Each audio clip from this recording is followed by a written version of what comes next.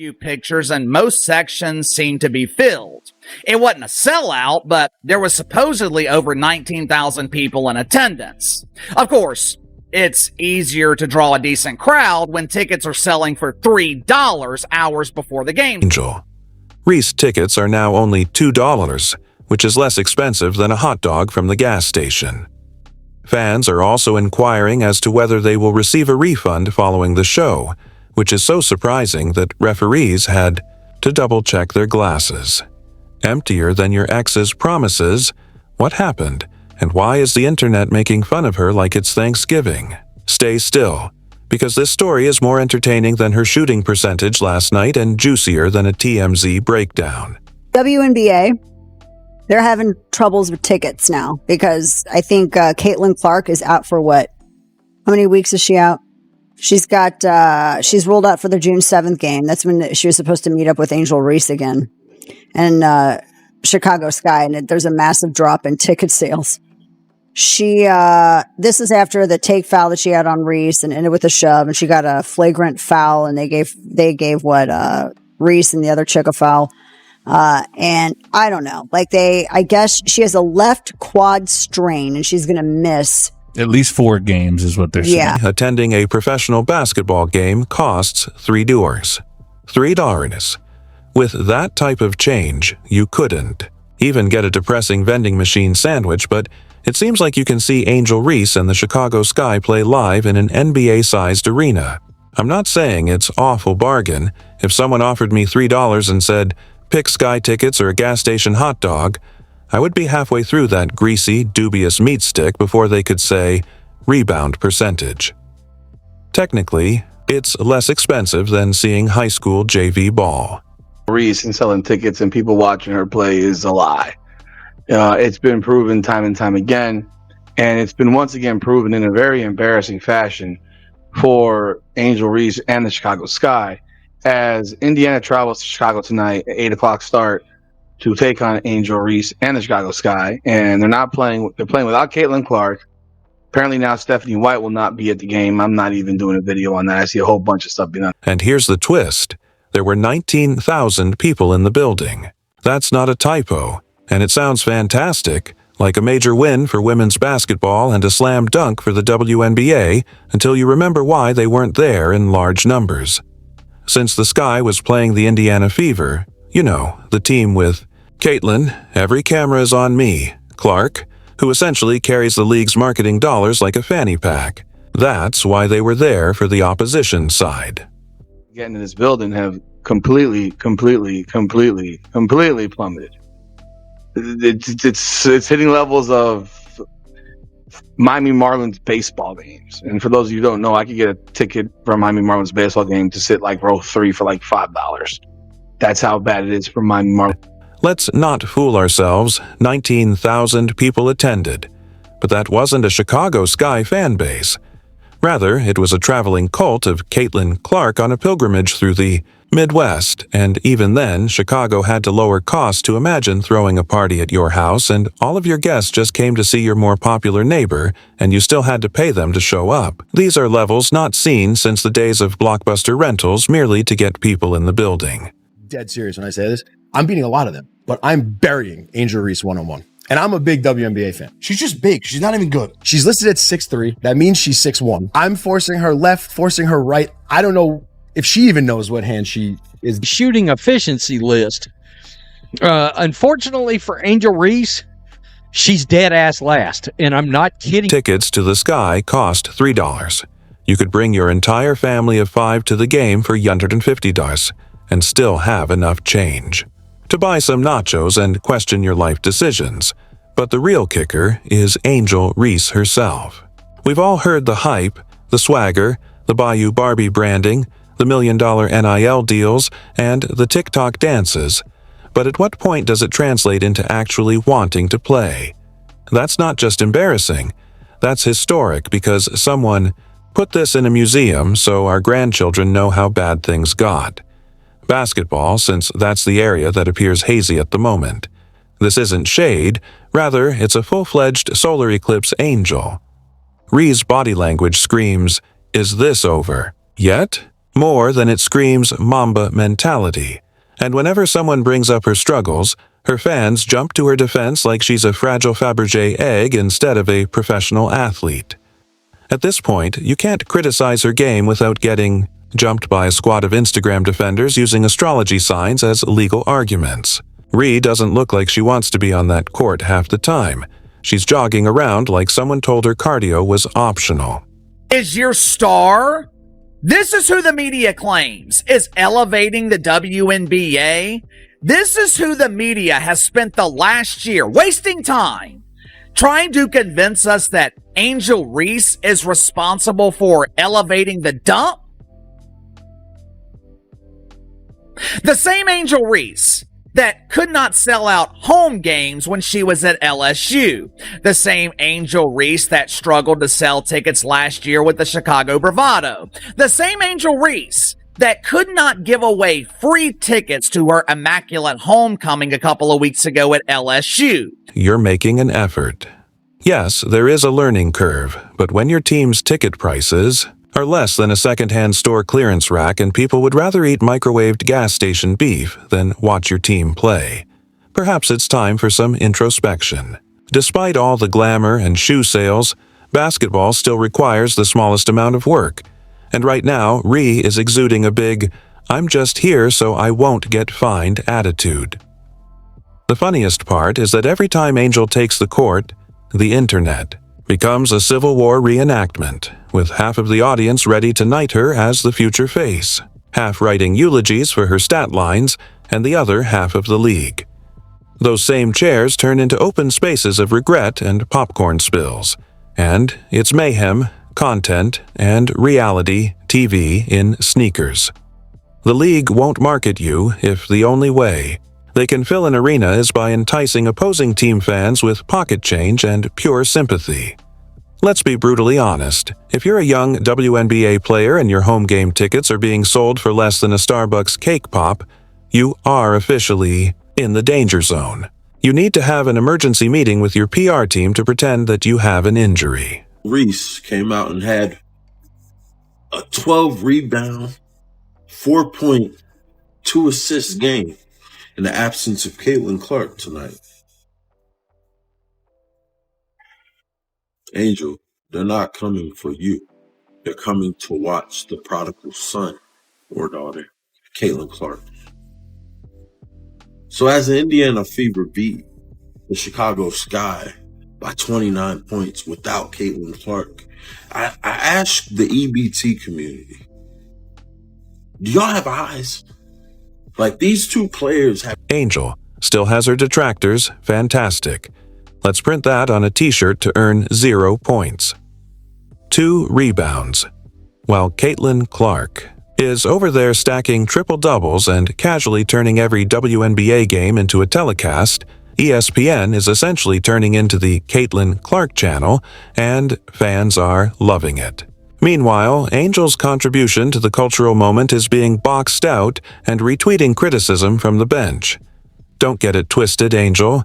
Ree is a talented player with size, instincts, and a personality that makes media executives salivate. Her supporters are online acting as though anyone who brings it up is committing a federal offense. At some point, we must stop acting as though branding is a stand-in for her contribution. Reese's stat line appeared to be written in invisible ink, and if you blinked, you missed it. She was out there blending into the hardwood like a decorative floorboard. The moment for the production only lasts so long before people begin to question what you're really doing at that very moment. Because $3 tickets don't mean that people are against you. Rather, they're the free market subtly saying, "We're good."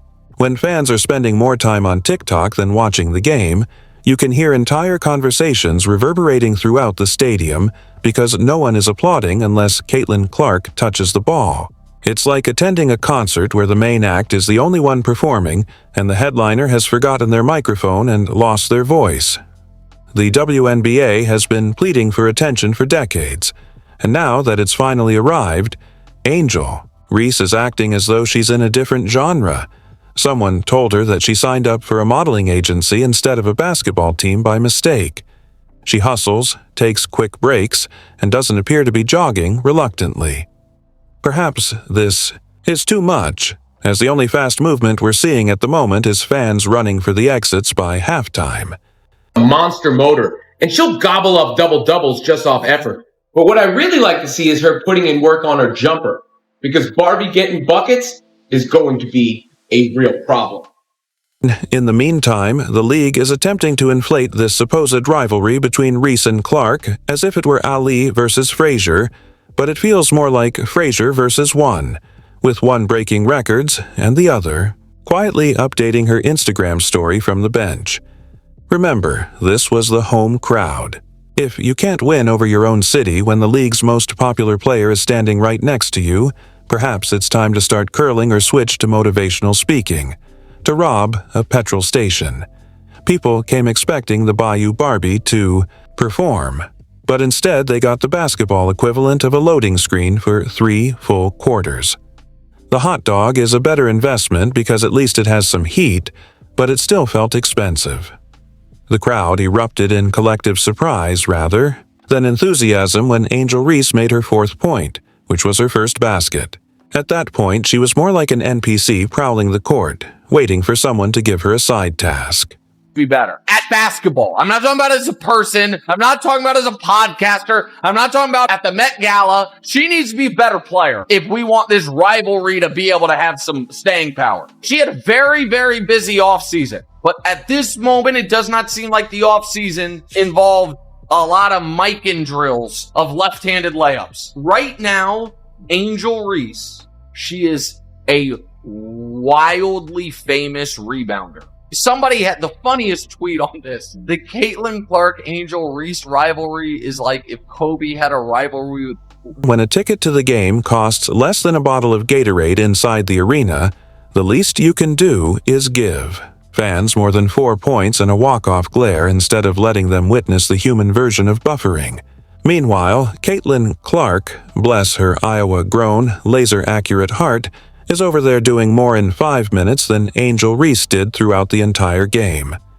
Clark's bouncing passes between defenders drilling logo threes made the scoreboard appear to be in cheat mode, and Angel is still trying to locate the paint without a GPS. It hurts a lot. Angel was supposed to be the co-star in this rivalry, drama, and grudge match, but instead she played like an extra in film. The fans discovered this and said, "Well, I paid $3 to see Angel Reese stand there like she's waiting on an Uber." Fans are clamoring for refunds as if they witnessed a poor magician chop himself in half. Some are even arguing that burning the money would have been more interesting and slightly warmer than the frigid show Ree gave. Social media impressions do not equate to television ratings, and they damn sure don't translate to ticket sales. The media can continue framing this narrative that Angel Reese is driving the WNBA's growth, but once again, we have data that proves Angel Reese is not an angel. Let's not sugarcoat it. Ree is rapidly becoming the WNBA's joke, and not in a funny or eccentric way. She has a terrific sense of humor, but more as the league's biggest joke, like if the WNBA had a blooper reel. The introduction is one of Angel's season highlights, and the irony is nearly excruciating. She has the support of the issue is that the media hypes up the social media army, which is prepared to go all out for anyone who dares to criticize her performance.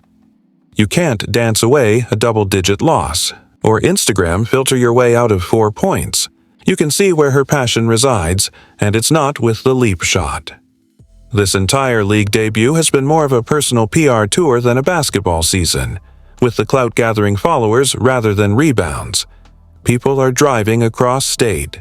Lines to see Caitlin Clark, the player who people forget was even in the lineup until the announcer says her name, and even then they double-check the jersey like, wait, that's her. Her stat sheet appears to be a deleted draft, and she is too busy staring at ESPN cameras to stop giving buckets to everyone who comes within 10 feet of her. Sure, in social media land, I'm going to remind you, you love the influencer that is Angel Reese. You love what she wears. You love how she carries herself. That's fine. You're entitled to do that. You're entitled to that. It's your right to like who you like and all that shit. But you don't really love Angel Reese, the basketball player. You don't. You say you do, but you don't show it. You don't show it. How do you show something when you don't watch or play games? There's a reason that TV ratings exist. And I've had all the comments around TV ratings saying, nobody talked about TV ratings before this. What would have happened if Caitlin and Sophie Cunningham had been on the court at the same time? Sophie is a walking flamethrower, so imagine the chaos if she had been out there with Clark, throwing elbows and draining threes.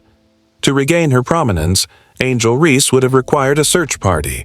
A mercy rule might have been necessary for the scoreboard. The Chicago.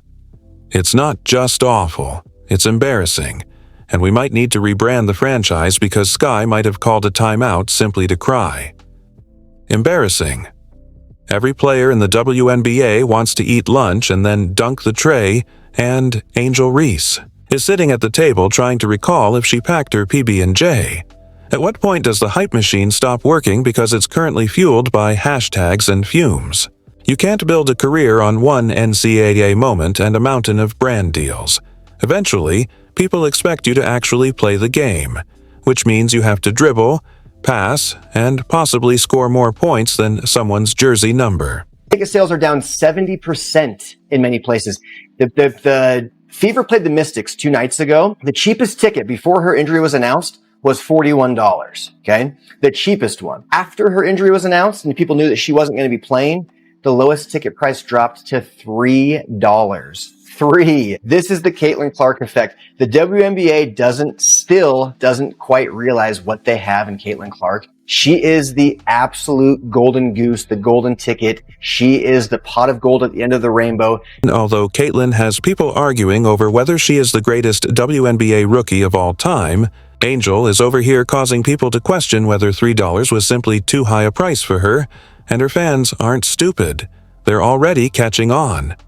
Every time she plays poorly, the internet explodes like a popcorn bag left in 2 long clips of her missed layups and defensive no-shows. Hardwood, disappointment, and anguish. Since Angel Reese scored 4 points and those $3 are now the most notorious investment in Chicago since someone said, "Let's keep Jay Cutler," the league may also want a refund if this is the league's future.